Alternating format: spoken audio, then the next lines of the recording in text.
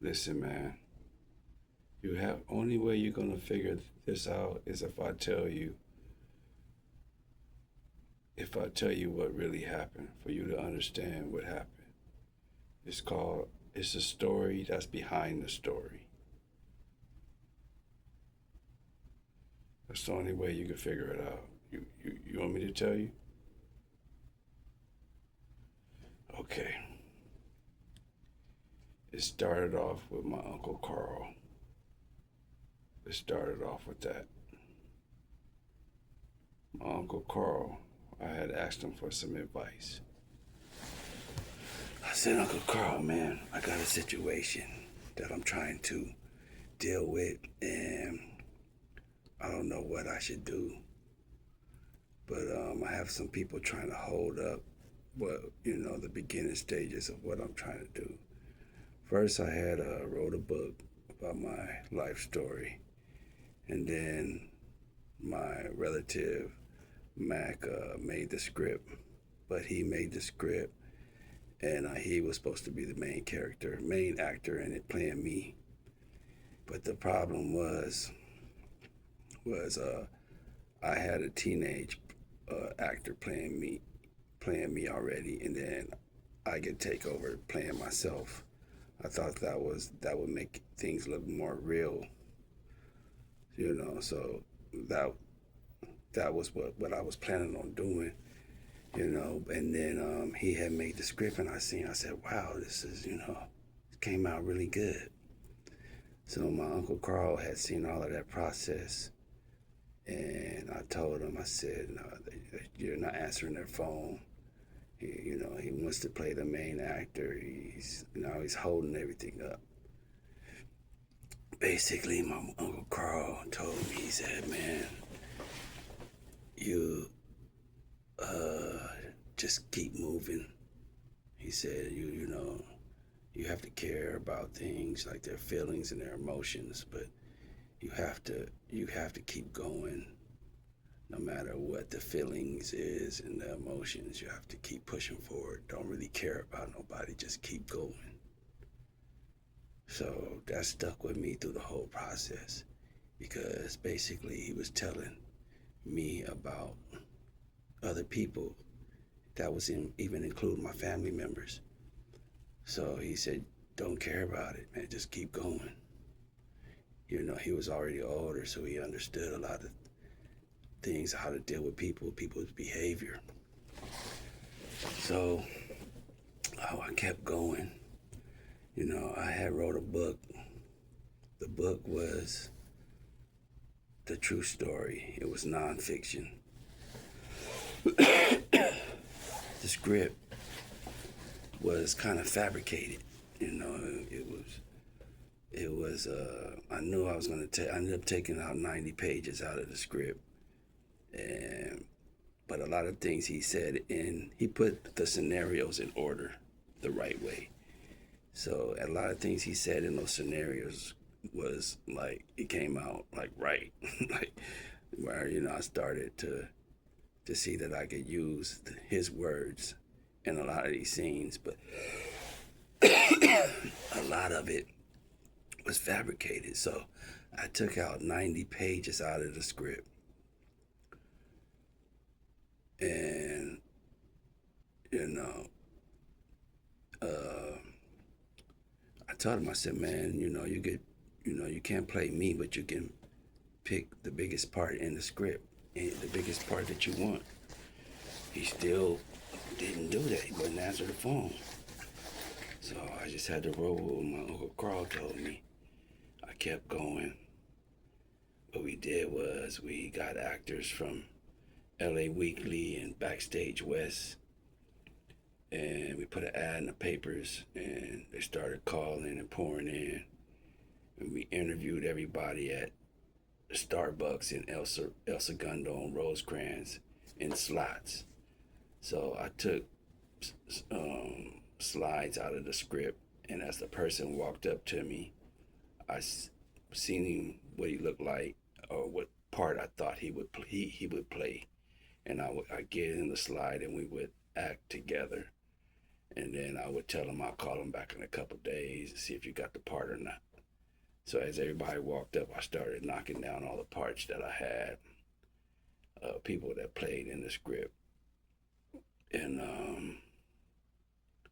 you know, we ended up filling in all the slots, all the actors where everybody was there. I told them that, there would be a free meal, a free script, and everybody would get some if this project makes money. And all the time while this was going on, I was talking to people I knew, and I had got all the locations. So I had like 50 locations. I would already tell them, like, look, I'm gonna be filming here. But I showed up on whatever I thought that house looked part that it played good in. I put a date on it, and I show up that one time, and you know that was the plan.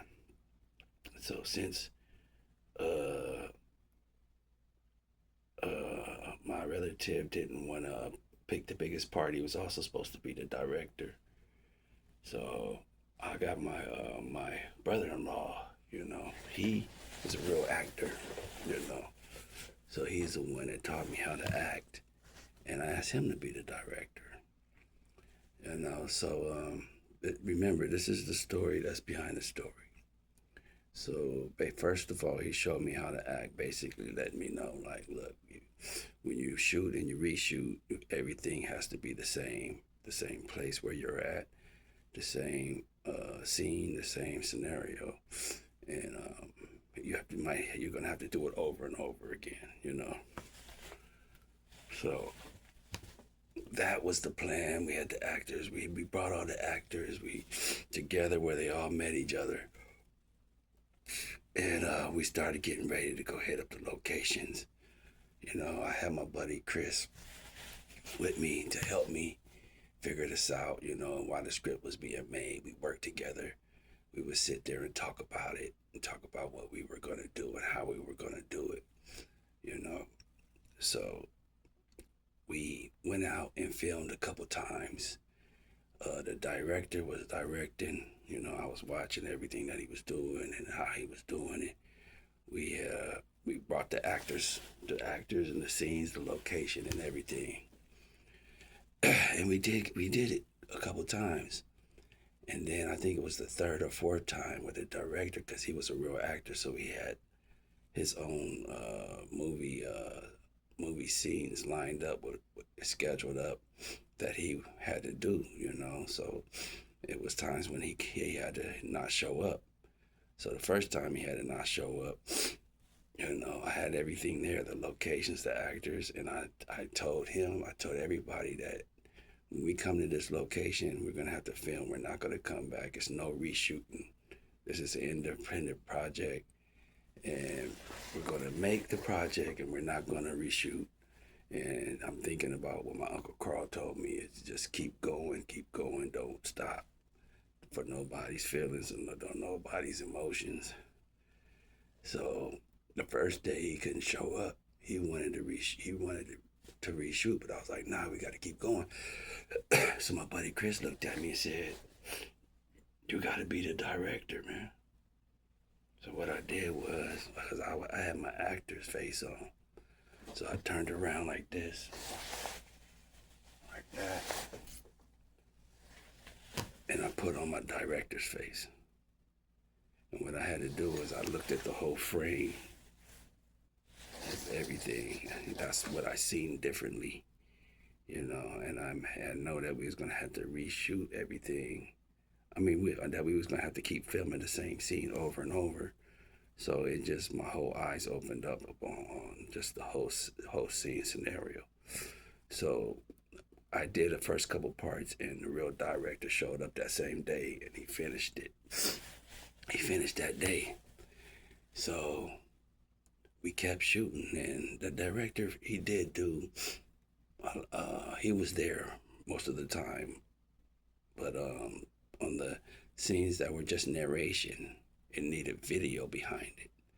So those were scenes I would go out by myself, film videos to put behind this narration where you're just talking, and it needs footage behind that. So we kept going, and then the director had some schedules where he couldn't show up, and I already had these dates lined up. I would make these dates according to the actor's schedule.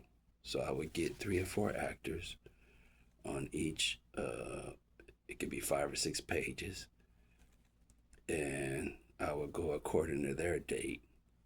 And if one of these guys, actors, didn't show up, we still had to improvise and do it that day. We were not going to stop. We were not going to reshoot. So we would film those scenes according to their schedule and improvise and do it however we can do it. But the thing is I had everything in color code. So I took out certain parts of the script, and I had it in the red for the blood sections. I had blue for all the crypt sections. Then I had green for all the the green section. So we kept shooting all the way through it.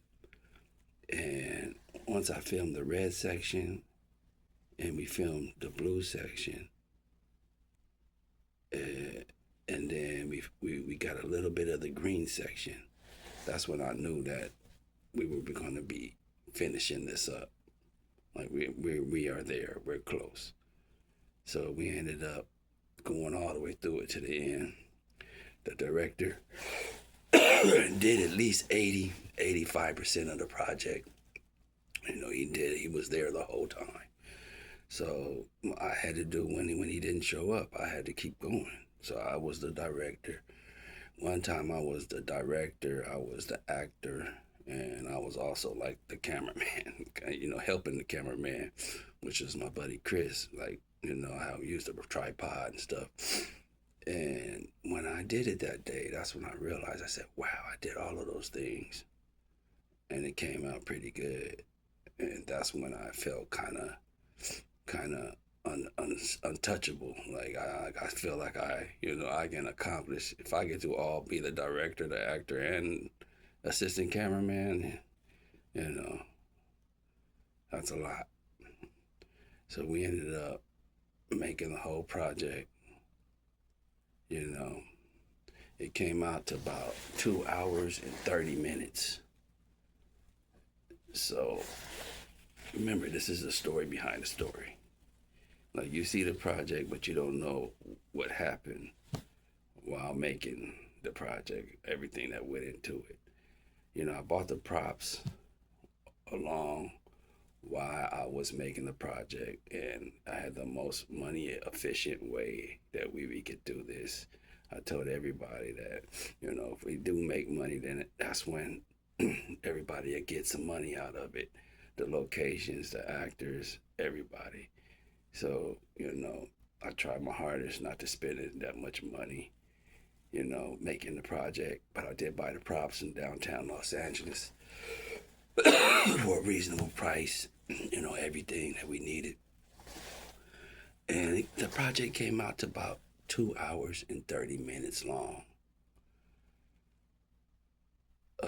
During the first edit. When we first edited, the director didn't see what I did. He didn't see the video that I put behind the narration. He didn't see the scenes that I had to direct. And he was unfamiliar with a bunch of the stuff. So he kind of was trying to put it together through his vision, through what he seen of what he was doing. And, it would have been a nice story with a lot of action scenes. But for me, I wanted it to be a real story behind the project. I wanted people to see the emotional side, the good side, the bad side, the action side, the everything that goes in a movie, where you see it and you understand it. I didn't want it to be a bunch of action scenes. So as we were going along through the first edit, he was trying to take a whole bunch of stuff out of there. And I was like, hold on, man, we can't do this. We got it. It's a story that we trying to tell. I'm the only one that really knows my story. Everybody has their own vision of what they think is supposed to be. So I said, look, just go home for a minute and let me put it all together, and then you'll come back during the second edit, because I knew we was gonna edit it 2 or 3 times. So the first edit, it came out to 2 hours and 30 minutes, which was just so I could show you, look, man, this is the story. But the final project was an hour and 20 minutes. So we ended up editing it more than an hour and 15 minutes out of that 2 hours and 30 minutes time. So during the second edit, I brought the director back. I said, look, it was a story to start. Now you try to understand it as much as you can. And then we start editing again. So he was trying to cut a lot of things out in the story again. And, I started to understand that everybody that participated was at some point it was going to be that you did this in this time, and, you did what you can do, and then we have to keep moving on. So eventually everybody's during the filming crew that ended up being like that. Like, you can only go so far according to what you can do for the project, So I just had to say, look, your job is pretty much, you did it. Like, you did it already. Like, you know what I'm saying? And we just kept editing after that, and so we did it once, 3 times. I bought an Apple computer. We would edit it in my garage. I had an editor that he taught himself how to edit. He worked with me, and he taught himself how to edit through directorials. So he was determined to teach himself. So he was getting better and better as we went along. And I would buy, every time we showed up, I would have to buy the food, the drinks, the smoke, everything. to make every edit in time, to fulfill all those things. My buddy Chris would bring food too, so that's an expense, So if we went edit 100 times to come in and edit, and then when we bought all of those things, I wrote down everything that I paid for every single time, from beginning of the movie all the way through the editing process, and then added it up like that. And it was more than anybody would think, but it was still the most money efficient way that you could do this. You know what I'm saying? That you could do the project. We had cameras, we had the computer, we had the editor. So he put sound effects in it, he put some animation in it, and the lighting. We had a lighting kit that we got from our buddy Chris's buddy, that he had from Disney. That he had some of Disney's equipment, like Mumbo Jumbos, lighting kits, blockers. So whenever we needed to use that, we had the equipment to use it, and that was just through somebody that we borrowed the equipment that he worked at Disney. So that's how the project got made, and we went through the pre-production, the actual filming, and the post-production. And if I were to give advice to somebody else that wanted to make a project, I would tell them, have a marketing strategy already ready to go. So that's what we didn't do. So that's why a lot of people didn't get to see our project, because we waited to the end to finish, and then we came up with our marketing strategy that takes forever. So when I worked at Honda, I used to watch Godfather 1, 2, and 3. So that's the reason I would watch it over and over and over, from my buddy Jason. He had the DVDs. I would work the night shift and I would watch part one, part two, part three. You know what I'm saying? So I knew what I was doing, and I knew how I was trying to do it. So our second project, I had another editor. Part two, shadowing follow. You know, we went to the San Gabriel Mountains. When I was little, I wrote a story about me being in the woods, my two little kids, and me getting hurt, and then them having to go out by themselves and learn how to get survive and find help because I was stuck hurt. So when I got older, when we started making the second project, it was just me and my son. We rehearsed. We knew what we was gonna do, how we was gonna do it. The editor didn't understand what was going on. He just went along with it. We filmed the project in about four, four, four movie shots days. He didn't know what was going on. So when it was time to edit it, I told him to edit the project, and then he couldn't believe that it was a movie. You know, he was like, "Wow, like I can't believe that you made a movie."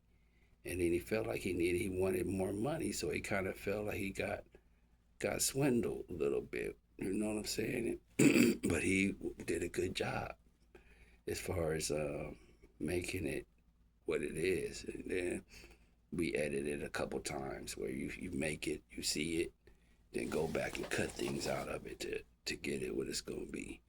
So that's how we made Shadow and Follow, and then part three, Shadow Trilogy. It was a book I read about three people uh, making a project, and what they did was they made a project of the three movies that they made. So they would go in and out talking about it. So I thought that was a real interesting book. Like it was three people that you probably would never know who they are, but that was them making a story behind their story. So what I did was I got the movies that I made, which was also other ones, and I went in and out talking about it. Like, okay, this is next. This is the movie we did next, and then go into this footage of it, of the next movie, and then go back and talk about it and say, oh yeah, that's what we did, and then this is what we did after that, and then so I learned that concept from reading a book. So, and it comes back 10 years later after Shadow One ends, and you'll see them shooting at me, but you don't know if I'm dead yet or not, and then it just goes into the credits. So part three is they're shooting at me, the same shooting scene that was at the end, and then it comes back 10 years later, but it's footage of me, but you don't see my face. You just see me and my son on scooters, but you don't see if I'm alive still or not. And then eventually you show my face, and then it says 10 years later. Then I go in and out with the projects, and I just kept going, just like my uncle Carl told me to, and watching the Godfather movie, and that's how Shadow Trilogy it got made. And now we have a marketing strategy, we have pitch decks, and it's taking us time.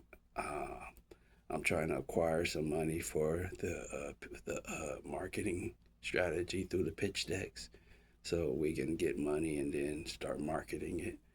But that's why it took so long, as far as people trying to see the project, and that's the story behind the story. So you would never know those things if you didn't hear about hear me tell you this right now. You would never understand all the dynamics of what had happened through the project.